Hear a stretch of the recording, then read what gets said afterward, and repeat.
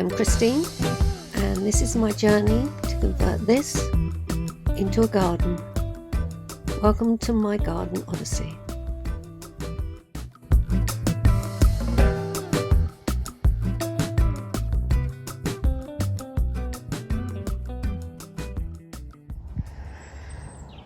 Well, I've cleared a load of hemlock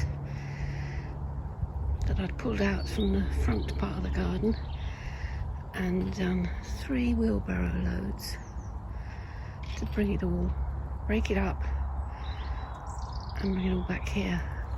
And the thing about this dried hemlock is it burns really well, but really quite ferociously and spits a lot, so I need small pieces. But it's quite a nice day today. Blue sky in the main.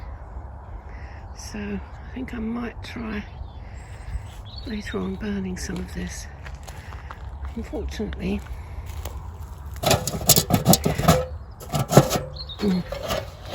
straps on. Unfortunately, when I last tried burning, it didn't work because it was too damp, so I need to take all that out. But it might mean that I can gradually put it back. Hiya! A bit of interruption there because one of the people who walk their dogs, who's really nice, Chrissy, with Frank, is walking on the common and said hello, so I had to stop and have a chat with her. And the other interesting thing at the back here is this pile, which was probably twice that height, but has sunk a lot as the weeds under, well, ox tongue basically, it's gradually rotting down. So you can see, if you can compare it with the dustbin, it's not that high anymore, it's wide still. And I've pulled off as much of the loose stuff as I can, and I'm hoping that even if it's wet, I might be able to get it to burn. It's going to be this evening's task. See those gaps there? Sorry, just on another topic. Those gaps, I need to fill some of those in. Probably with chicken wire, because I'm too close to plant hedge plants. I need to pull that ivy off there and off there, because I think there's an ash over there. I think that might be ash as well. Certainly that big gap there I can fill, and the gaps in the others I think are going to have to be chicken wire. And the whole purpose of the chicken wire is to have eventually create this as an area where I can let the dogs wander around. That's going to take some time because I'll have to close it off up there, and I can't really do that until the build starts. Till, well, backtrack a bit here, until these slabs and wood have gone, the rubble's gone, and the building starts, and they don't need to come in here. I'll somehow, goodness knows how, block that off. It's going to be some time before I can let the dogs out here. But like I've said previously, just simple tasks, a few at a time, and I'll gradually get there. It's the first time for a while that it's dry enough for me to have a bonfire, and I've got some dry material which I'm hoping will work. It's the hemlock stalks, which took up a huge amount of space, but when I broke them down they just get to a tiny little heap. But it was a huge job cutting them down, pulling them out, breaking them up, and if I can now burn them and turn them into ash, that would be great. And if I can get rid of any of these other wetter bits at the same time, that would be good. Not sure I can, there's too much of it and it's too wet. But we're certainly going to have a go at that pile.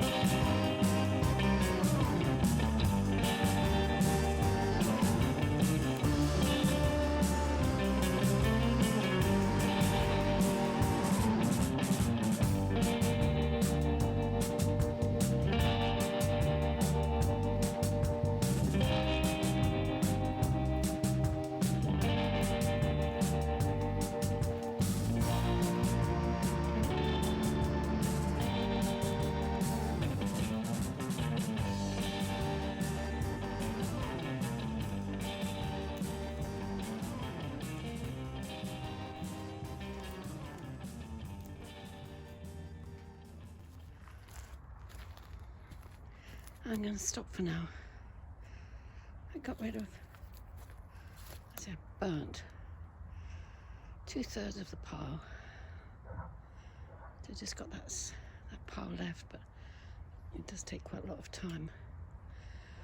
I've put one of those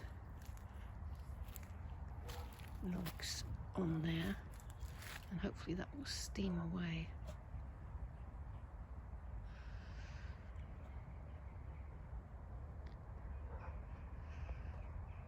Have to see,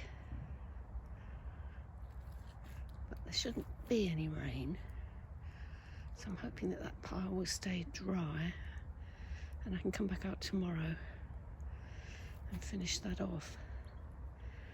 That would be a good job done.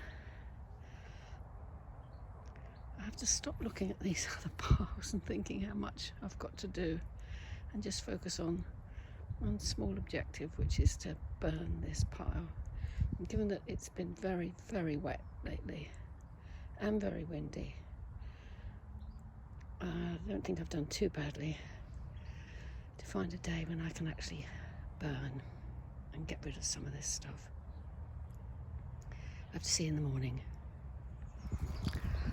This is the front of the garden, which is where I got the pile of hemlock stalks pulled out from about there all the way across. And there's just a smallish pile left. But underneath it is a load of nettles and soil that was churned up when they dug across here to get a standpipe installed over there. So this ground is full of ridges where diggers have gone through, and then a pile of soil that they just dumped over there when they dug the trench for the water main, or the pipe work from the water main, which is up on the road. Still looking better, much better. Just need to get the strimmer out and have a go at those nettles. Possibly brush cutter as well. Look at that black sky. Oh, please don't rain. Well, I'm out in the front part of the garden this morning. I'm having to do more work in the other parts of the garden rather than that back garden, because I'm really held up waiting for the guys to come and remove the concrete slabs. So there's a limit to what I can do in the back garden. But what I'm going to do out here, this is the garden, the side of the garden that adjoins the cricket field, and I've got a little tent there with, you can see them, onions, and this old bit of, I think, sewage pipe. I don't know what it is. Electric, I don't know. I'm not even going to start guessing. Anyway, they were just lying around in the garden, so one I've planted with, this one's garlic, and that one is ball beans. And this bit of garden here, I'm going to be clearing and using it as a sort of nursery bed for the trees that I've got. I've healed them in, but they're trees that I'm not sure where I'm going to plant them, because I don't want to plant them and then have them destroyed, dug up, whatever, by the building work. But this is well away from where the building's going to be, any building's going to be, so I think I'm going to plant them here.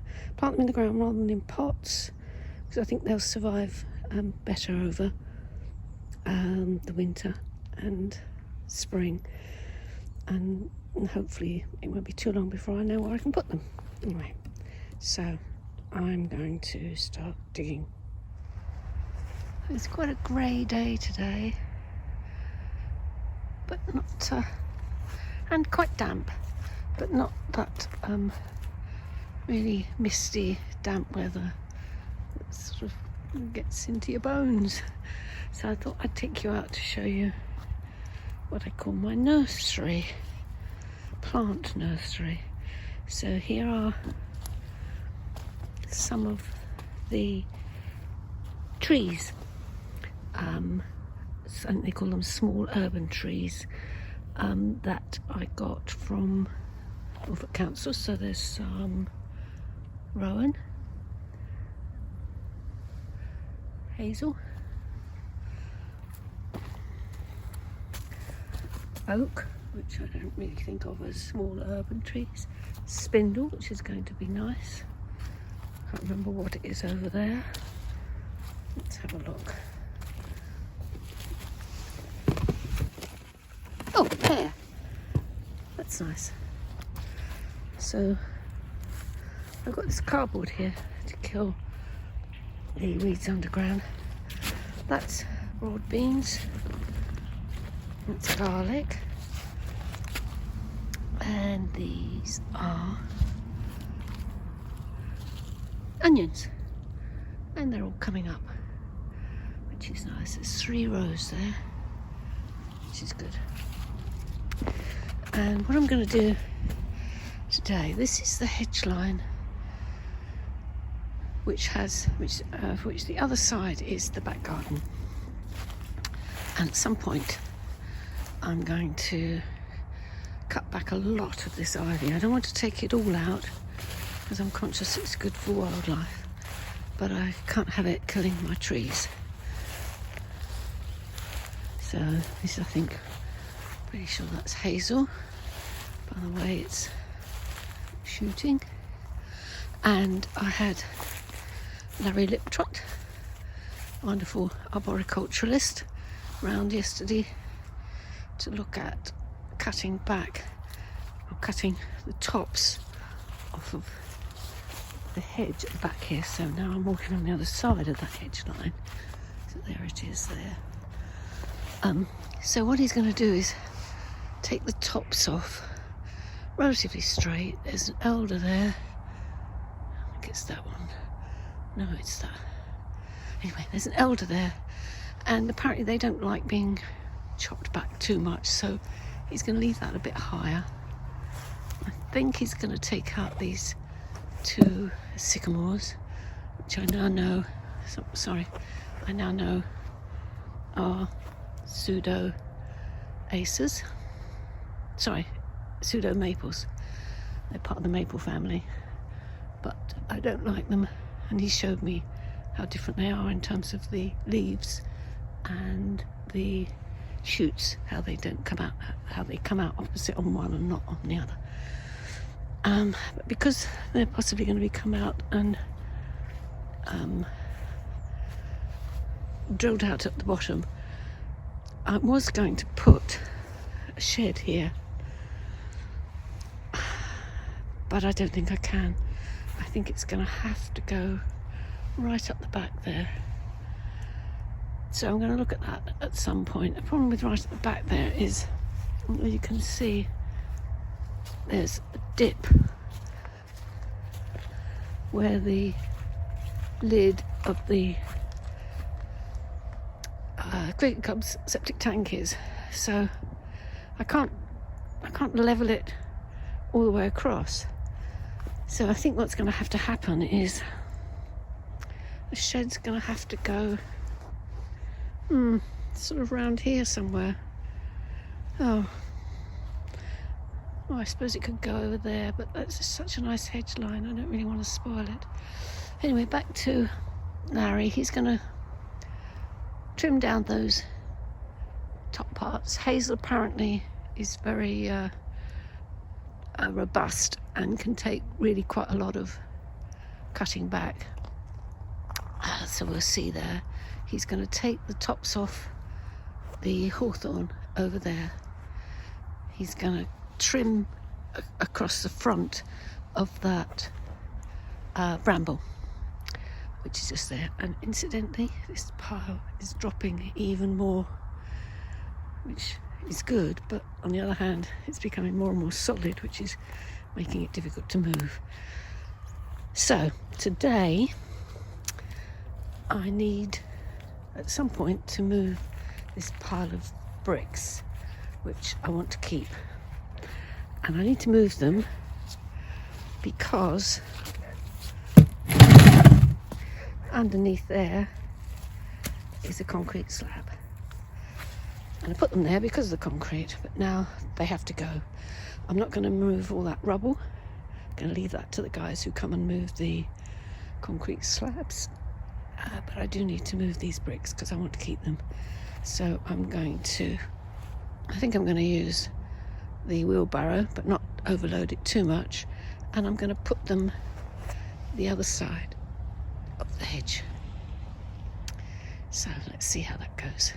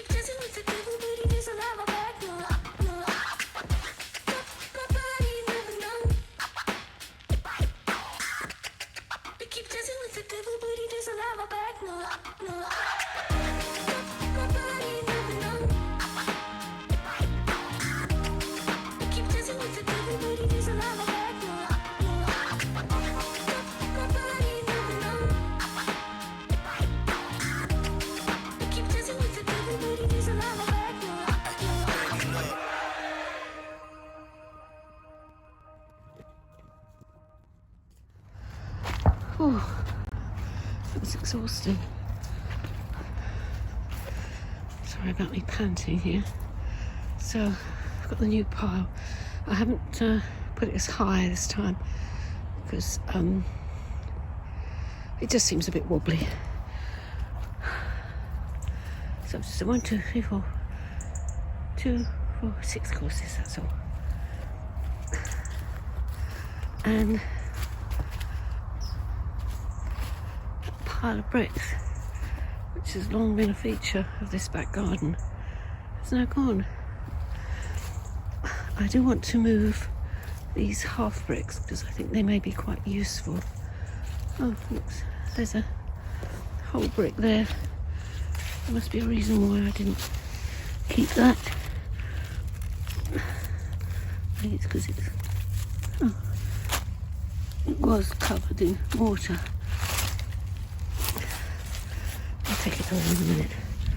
No, not this inevitable piece of glass. So these are the half bricks I want to keep. But my back is hurting, so there'll be another day, perhaps tomorrow. And this is all the flint that I had stacked on top of the bricks. I do love this flint, so I'm going to keep it all. I've just got to decide where I'm going to put it. I've got another pile over in the far corner over there, right over by the substation. There's a pile. So the bricks are going to be useful, I think, for perhaps bits of path or demarcating. I can't even speak. Demarcating beds that I'm going to be planting. And the same with the flint. I want to use it in a sort of decorative way. And that pile of rubble, the rest of the pile of rubble, is going to be included in what I want the guys to do when they come and move all this other stuff. But that's a good job done. You can clearly see the concrete now. Good job. A really grim grey morning. See, that grey is a rather nice colour, but not when it's up in the sky. So what I'm going to do in between the rain is just move this small pile of half bricks, because I think they're good enough for me to use. I'm not going to take the more jaggedy ones. Even that one over there is a bit too rough, but these are quite nice half bricks, and I'm going to move them around to the other side. I think I'm probably going to be able to get it in one wheelbarrow load, so I won't record. I'll just come back with another video to show that I've moved them. It wasn't one barrow load, it was two. They were pretty tough. There was more there than I thought. But that leaves just that big pile. I say just. It's that big pile of rubble which the guys will just scoop up and take out. It'll take me forever. But there's also this little pile of flint which I want to keep. So good job there. I've taken it all round 2 barrow loads. Strained my back a bit, but that's inevitable at my age. And I have a little pile of half bricks, looking pretty neat. And I noticed that there's been some rabbit activity out the back here, which is to be expected. Little poo pellets. They've got a warren over the other side, over there. Massive great warren. So much so that the local people, local farmers, and I suppose cricket club, but certainly local farmers, get the ferreters in every so often. You see the guys out there with their ferrets catching the rabbits. And it's a bit sad because myxomatosis takes a lot of them, and I keep reading reports of the rabbit population dwindling. So I don't mind them in my garden. I really don't. They don't do any damage to me. Even if the dogs come out here and eat that poo, all they're eating is regurgitated grass. Looking at my little nursery over there. Grey day. Can hardly see across the field, but somehow looks nice.